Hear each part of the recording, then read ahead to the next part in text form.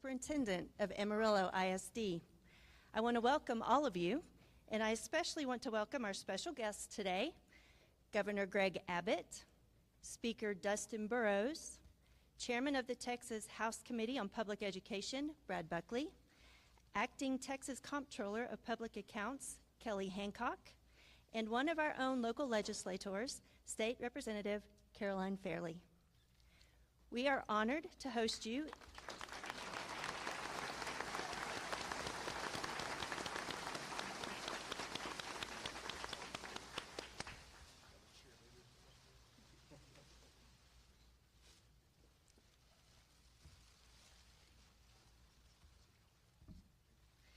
We are honored to host you in Amarillo ISD, and we are excited for you to see our school district. We have many reasons to be proud. Our 29,000 students fill our schools with energy, excitement, and a love of learning each morning. Our parents are deeply engaged in student success on campus and at home, and our teachers and staff pour their hearts and their energy into their work, whether they are teaching a class, caring for students in the health room, serving lunch in the cafeteria, or cleaning our campuses after everyone else has gone home for the night. All of our employees contribute to the education of our students, and we are grateful for them. As a public school district, we welcome every student, and we understand that each student has unique needs. Our commitment to innovation is exceptionally evident right here at AmTech Career Academy, one of the crown jewels of our school district and the only campus of its kind in the Panhandle. This campus serves students who are creating their own future. It allows them to plug into their passions, everything from technology to medical arts to business to construction and manufacturing. It is one shining example of how we provide choice for our students and families within AISD. Our district has taken action over the past year to prohibit cell phones during instructional time. The results have been positive. We have seen how our policy has helped students to focus on learning while at school and supported our teachers to manage their classrooms better. Representative Fairley, congratulations on your bill. We are eager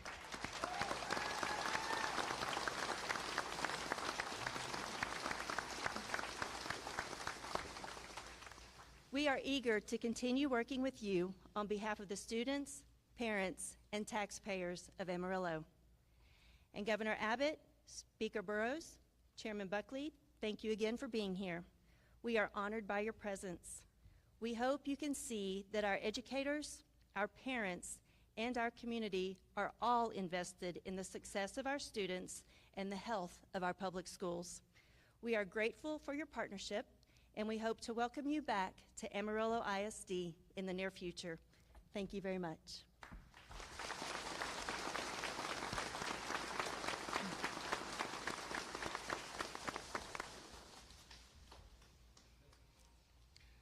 Listen, I want to thank you for your kind words, and I want to thank everybody for being out here today. We are here today to sign several pieces of legislation that Representative Fairley had a pivotal role to play in. Before I get to that, however, let me mention two other topics. One is, some of you may know that over the past couple of days, the state of Texas has issued weather warnings for this region to expect maybe heavy rainfall, maybe even some hail later on today. Monitoring the weather on my way in, it looked like the storm was headed this way. It was around in the northern New Mexico, northeast New Mexico area. There is some heavy rain down in the Lubbock region as we speak, and later on today. Bottom line is this. When we see what can happen with weather, we don't take any chances. We want to be prepared. The Texas Division of Emergency Management has provided water rescue boats and other equipment to all the various regions across the entire state of Texas that could be impacted by heavier rain here in the coming 24 to 48 hours, including in the greater Amarillo area. As we've seen with other weather events like what happened down in the Kerrville area, it's hard to predict precisely where the weather may hit. So we can station resources in advance in the Amarillo area, knowing that we will be able to get them immediately to whatever area may be heavily affected. Along those lines, also, is very important to point out that Speaker Burrows, as well as members of both the House and the Senate, had hearings in Kerrville yesterday to address the ongoing needs of everybody affected by the floods, not just in that region, but also the deadly floods that occurred in central Texas, ranging all the way up to San Angelo, Texas. This is a flood episode of the most extreme proportions, meaning the worst ever in the history of the state of Texas, especially as it concerns the number of lives lost. And we are working on legislation as we speak right now in a special session to make sure that the needs of all of those people affected by those floods are going to be addressed, but while doing so, also make sure that the needs of emergency response in every region going forward will be met also. It was Kerrville this year. It could be Amarillo next year. We don't know. What we do know is this: we have to be prepared. Second thing I want to talk about generally, and then I will plug in legislation that Representative Fairley was heavily involved in. I'm the only governor in the history of Texas to talk about Texas working to become ranked #1 in educating our children.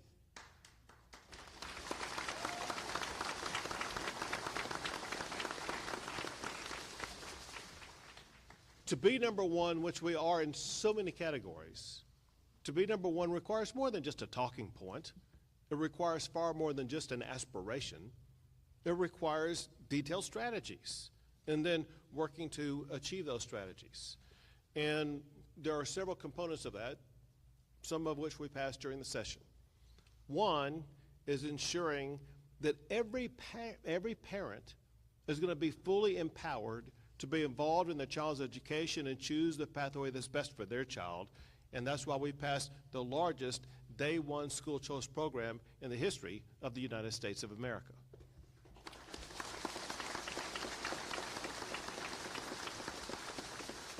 The leader of that was Brad Buckley right over here. Brad, why don't you step forward a little bit and wave your hand, let them see who you are.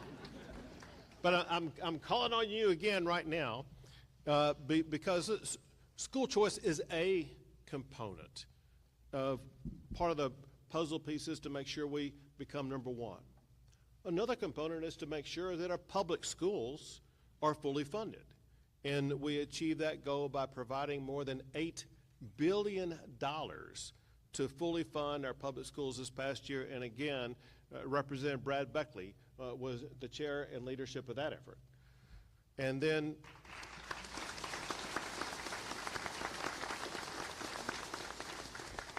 another part of the stepping stones to ensure that we're going to be the best state for educating our kids is to attract and keep the best and brightest teachers. Having excellent teachers in the classroom, they achieve far more with regard to getting the best out of our students and better educating our students. And to be able to attract and to retain those teachers, we passed the largest teacher pay raise in the history of Texas this session to get those teachers.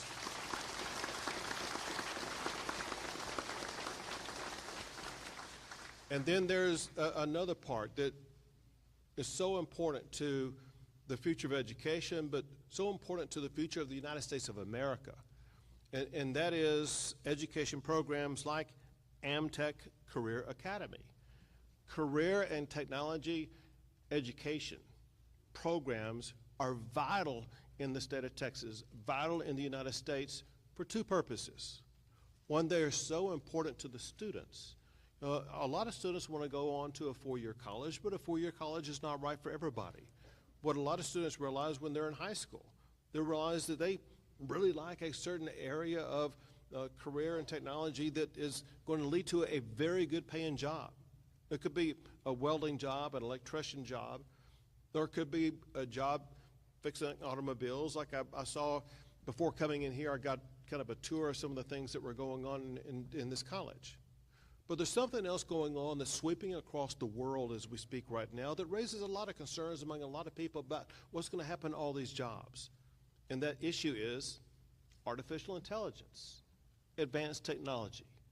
There are some stories that, in my opinion, that they provide false information about what it's going to do to jobs. They talk as though it's going to eliminate jobs, which it will eliminate some, but in the aggregate, it's going to add more jobs. Let me give you one quick example and then a detail. The one quick example is this. We live in a time today where we are in the most advanced technology in the history of the United States of America, and yet, even though we have the most advanced technology, we have one of the lowest unemployment rates ever in the history of America. As we continue to advance rapidly in the implementation of artificial intelligence and things go along with it like robotics, we're going to see that some jobs that exist right now are going to be taken over by artificial intelligence. But at the very same time, there's going to be new kinds of jobs. They're going to be more interesting. They're going to pay even more money for our students. And many of those are being taught here or worked on right here on this campus. Well, one thing that is taught here on this campus for students at all the Amarillo schools that want to come here and work on it is robotics. Robotics is one of these next generation jobs that's going to be an extraordinary demand. And that extraordinary demand is being learned right here, and the students that learn that right here are going to be taking that skill set going into some future job that's going to pay far more than maybe some other job they could get. Another one is understand the room we're in right now is used for drone competitions. Drones are going to be, are going to be used prolifically. They are used prolifically already, and that proliferation is only going to continue. Students right here in Amarillo are getting high-level exposure to next-generation technology of drones that will use things like artificial intelligence, as well as coding and other components of what they learn in education.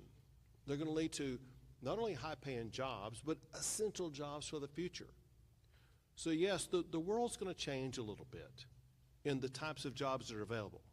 But the education process that we provide our students changes at the same time and ensures that Texas, by getting kids in Amarillo trained on robotics, trained on drones, ensure that component of keeping Texas or putting Texas on a pathway to being ranked number one is going to be met. And so I want to, and I think we shall all give it up to Amtech Career Academy for the great job that they do.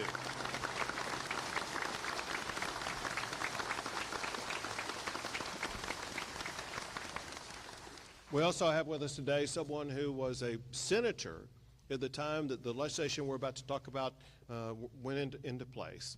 But after the session was over, he has now taken over as the acting comptroller and running to be the next comptroller for the state of Texas, and that is Kelly Hancock right here, acting comptroller of the great state of Texas.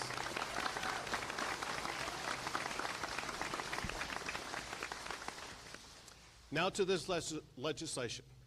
And again, to keep it in the same context I was talking about what Texas needs to do to be on the pathway to rank number one in education. And I listed several things required for that. Let me add one more. One more is that if we're going to be number one, it's going to require the undivided attention of our students in the classroom. Right now, the way that classrooms operate, the attention of our students is taken in a lot of different directions, in part because of the cell phone in their hand, in their pocket, in their purse, or whatever the case may be. Educators and researchers have raised concerns about the impact that smartphones have on student learning and student engagement. Teachers report that phones are a persistent source of distraction in the classroom. They hinder instruction time, and they undermine academic performance. Well, your own leader right here from Amarillo, Caroline Fairley, led the way in writing a bill that addresses those concerns. Thank you, Representative Caroline Fairley, for getting legislation to my desk.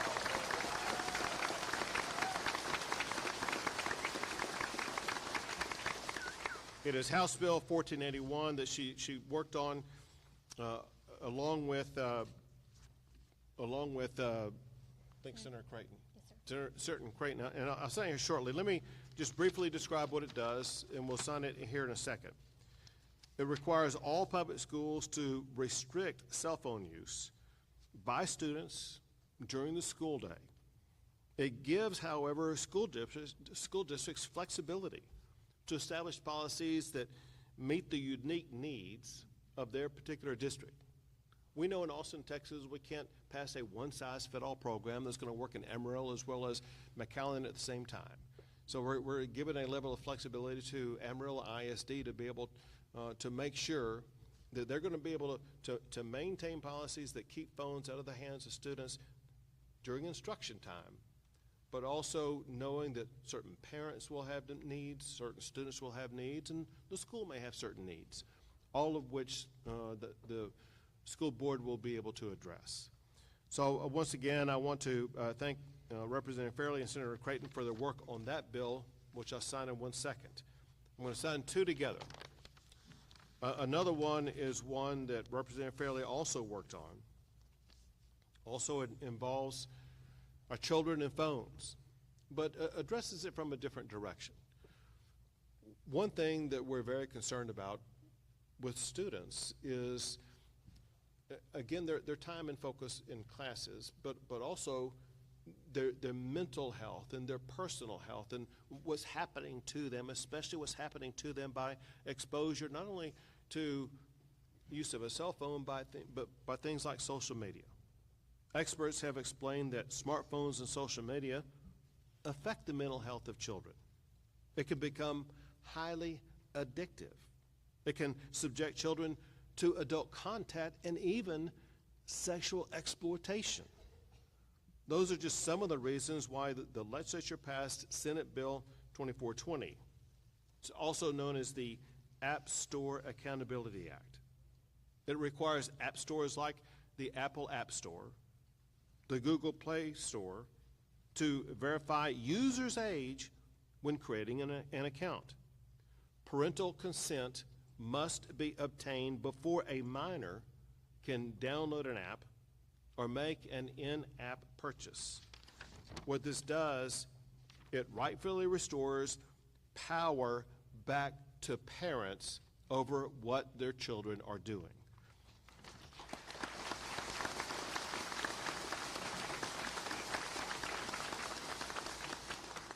To give you a feel for how important this is, not just in Texas, but nationally, some of the groups that weighed in and said that we needed to get this bill passed included not just the Texas Medical Association, the Texas Pediatric Association, but also the National Center on Sexual Exploitation.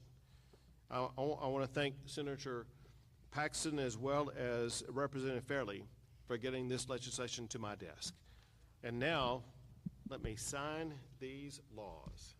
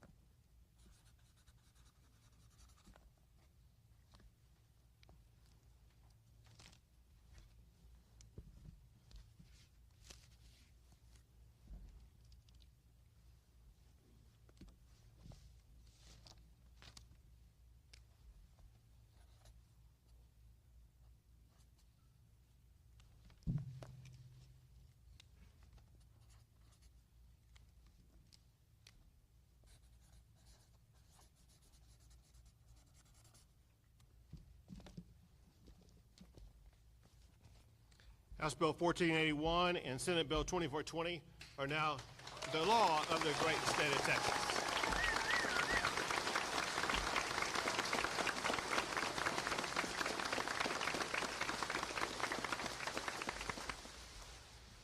So these laws and so many others that make Texas a better state over the course of this session, including those laws that allowed Texas now to pass school choice, put Texas on a pathway to be ranked #1 in education, but so much more. They occurred this session, unlike other sessions, because we had the most effective speaker of the Texas House since during the entirety of my tenure as governor, and that is Speaker Dustin Burrows from Lubbock, Texas.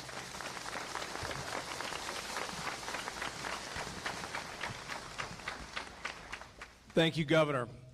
I want to underscore a couple of the comments our governor made. This was the most historic session for education since I've been there, as many have told me, probably in all their memory that they could ever find. We made a historic investment in our public schools, $8.5 billion. That is the largest investment in public education in the entire history of Texas, even after adjusting for inflation. That is money that's going to our classrooms, to our teachers, to our auxiliary personnel like cafeteria workers, making sure they get the raises they deserve. Investments in CTE, school security, things that are so important.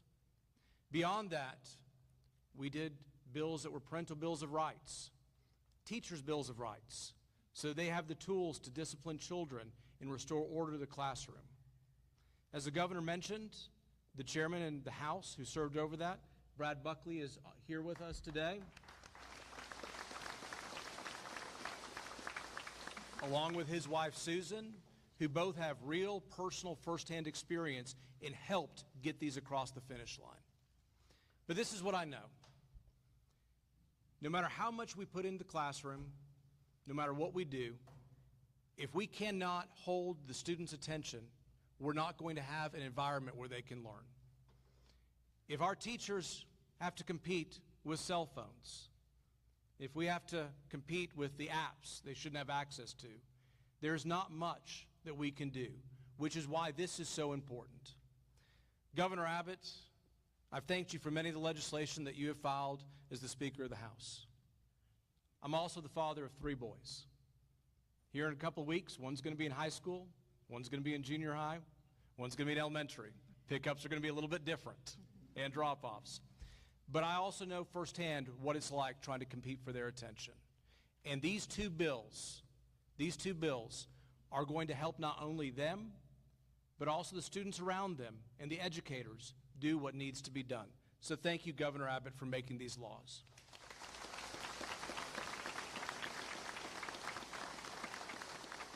Let me brag on y'all's Representative Fairley.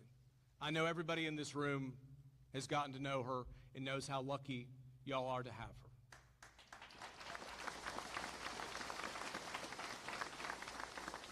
I've known many legislators who've come, and in their 3rd term, they couldn't pass a single bill such as this. In her very first term, she showed up, ready to work, and one was the brightest and most sophisticated members we have seen, and this is a testament to her hard work for you. And as a proud member of the West Texas delegation out of Lubbock, there's not many of us left, but we all work together. We are so thankful that you've sent her to be part of that to get things done. So thank y'all very much. Thank you, Mr. Speaker, Governor. Well, first off, thank you all for being here today. We had such a great turnout. As I'm looking around the room, I see so many advocates and those who believed in these bills, and so thank you all for being here. I thank you to AISD for hosting us here. I couldn't think of a better place to host a bill signing than Amtech. I mean, this place is incredible. I'm so glad that the governor and the speaker could be here to see it for themselves, so thank you all for being here. As I look around the room, I am reminded of really why we're here today. Phone-free schools is about getting this distraction out of the classroom so that our teachers can teach and so that our kids can focus. And the App Store Accountability Act, we have ensured to be sure that, you know, big tech is not in the driver's seat, but that parents are, and that they should have the right to decide on what access their kids have access to on their phones. And more than anything, in this session, I have learned 2 things. One is that hard work, it pays off in Austin. And the second one being is that you don't get anything done by yourself. I have Chairman Brad Buckley to thank. He is the chair of public education, and he allowed me graciously to lay out one of these bills and was really instrumental in the phone-free schools bill, and drafting the policy to be sure the language was practical and it made sense, and we allowed for local control, and was such a huge advocate. So thank you, Chairman Buckley. And then to our speaker, Dustin Burrows, he was such an advocate on both of these bills, and being sure that there was momentum to getting them across the finish line, and having the support that we needed to be sure that these became law. And then finally, our governor, Greg Abbott. Y'all, there was a lot of outside and really a tremendous amount of pressure on the governor to not sign these bills. But let me make it clear that our governor, he made it clear that here in Texas, we prioritize our children over special interest.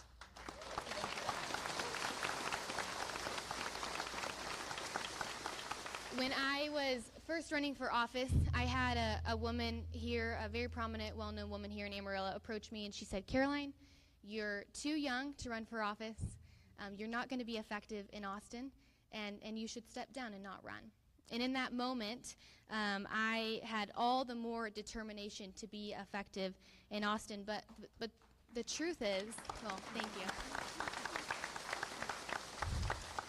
The truth is that the success that I had this first session, it wasn't all that I thought it would be, compared and followed up to the conversation and the things this woman said. Because really the success is it's your success. I wouldn't be here without those of you here who have supported me, who voted me in to go to Austin, who believed in a 26-year-old young woman running for the Texas House. I wouldn't be here. Yes, thank you all.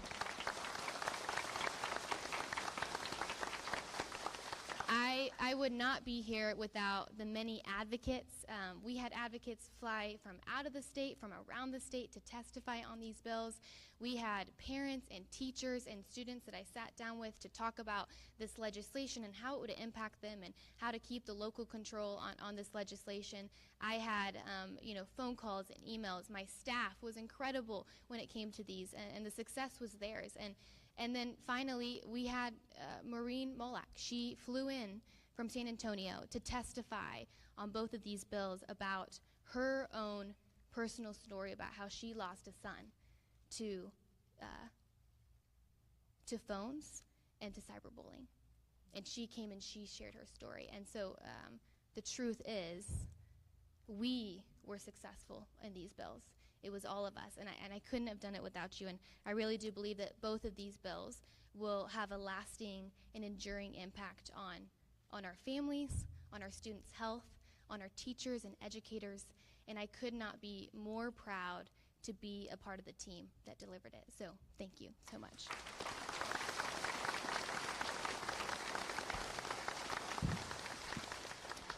And now we have Melissa Denny.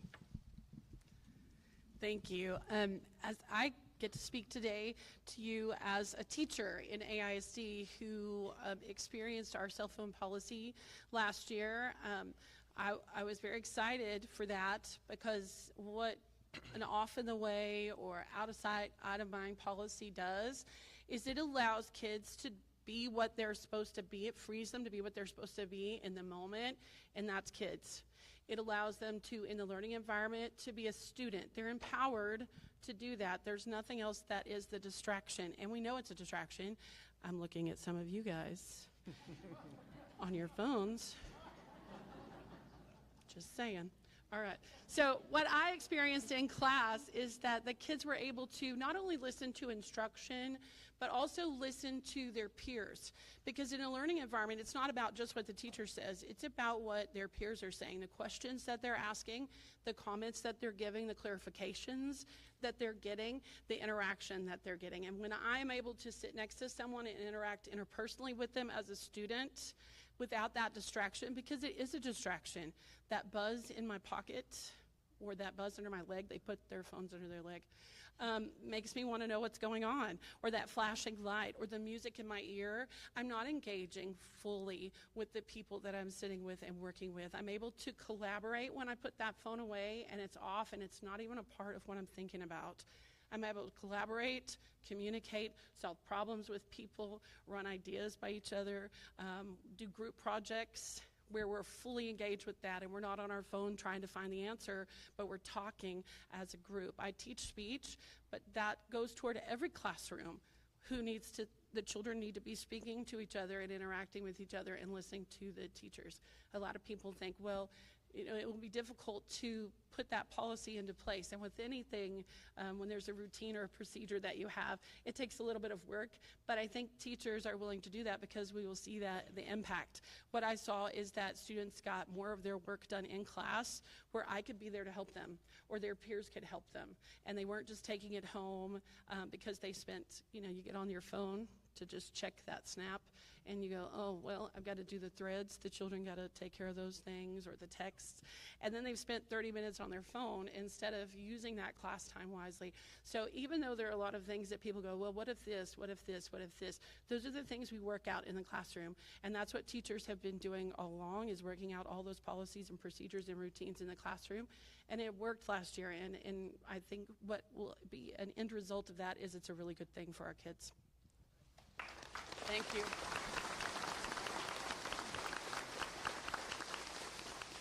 Thank you, Melissa, for that great testimony. And while I'm saying thank you, I want to toss out several more thank yous.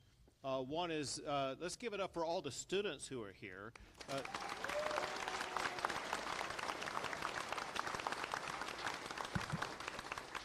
far as I know, school hasn't even started yet, and we got pretty good attendance already. Also, I know arrayed around the room are a lot of local elected officials at a lot of different levels, as well as local public servants who may not be elected but are still serving to make this region far better. Thank you for your service. Thank you for being with us here today.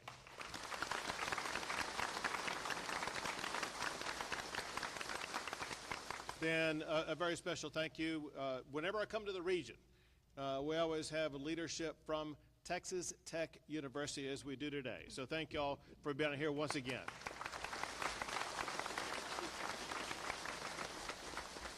With that, we'll be happy to take a few questions. Let's do the press first. I'll come back to you in a second. Ms. Fairley, this is your first piece of legislation that you listed, right? You authored, right? Yes, sir. What is your passion behind this? What drew you to this?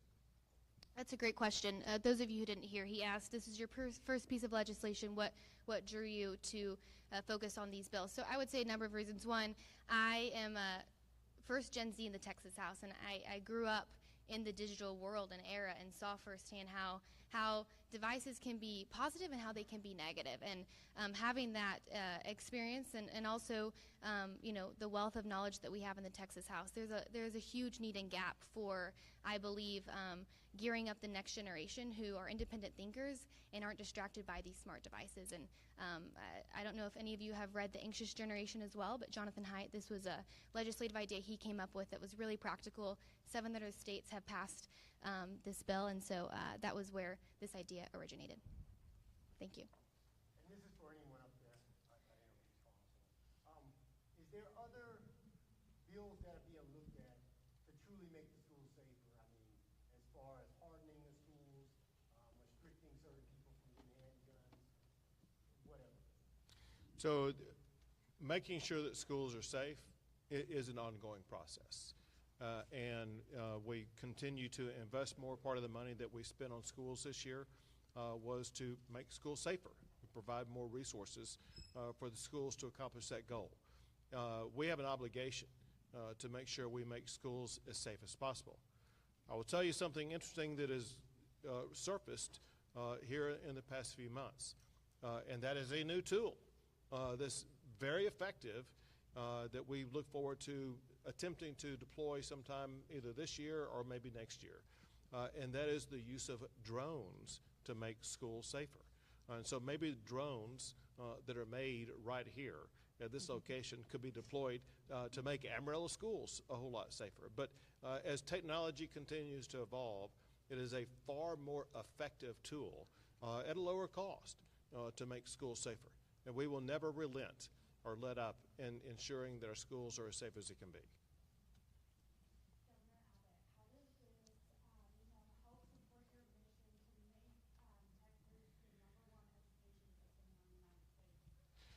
When you say this, you talking about these bills or something else?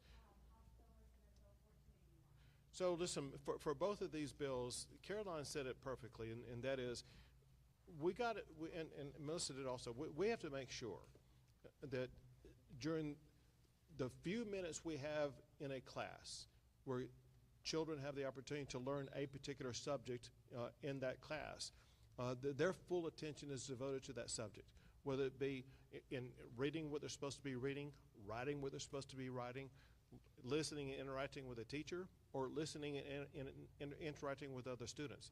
Those are the components that lead to a more robust absorption by the student of the class content, as opposed to being constantly diverted away from that by your phone ringing, a text coming in, a social media post coming in, whatever the case may be.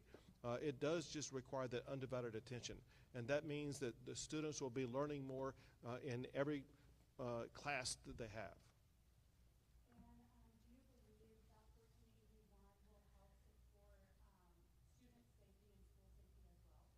It does. Both of them work towards that, because part of the safety is getting kids away from things that would be occurring over the course of social media that could either cause them to overreact to a situation or could lure them into an endangered situation.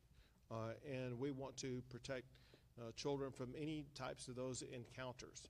And so I think both pieces of legislation not only help students be better students, but also safer students.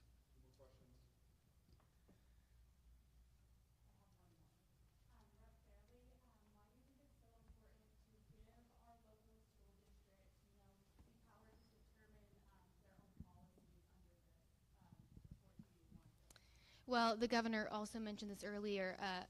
Texas is not a one-size-fits-all. And so when you look at legislation, Texas is so diverse. The Panhandle versus your urban areas are very, very different. And we want to allow school districts to implement the policy that they see best fit for their kids. The principle of the bill is the phones do not need to be out to have a distraction during the class day and during instructional time. And so we believed when we crafted this legislation with the help of Chairman Buckley and the Speaker to be sure that we allowed as much local control so that in that community we allowed them to craft policies that were best for the parents and the students and the educators. Great. You have a question? Go for it.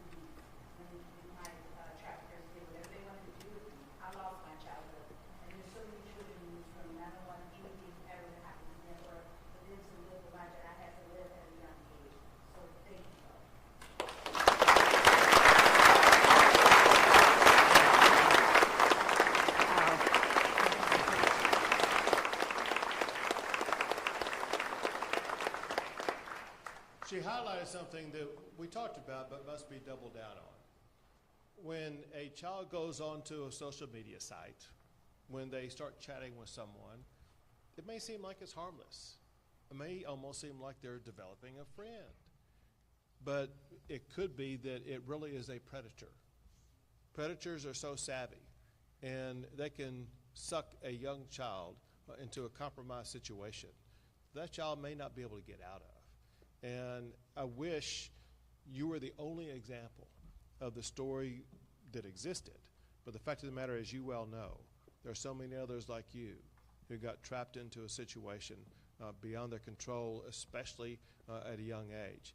Thank you for your testimony. Thank you for what you did in the session to help this bill become a reality. Thank you all. God bless you all. And God bless our great state.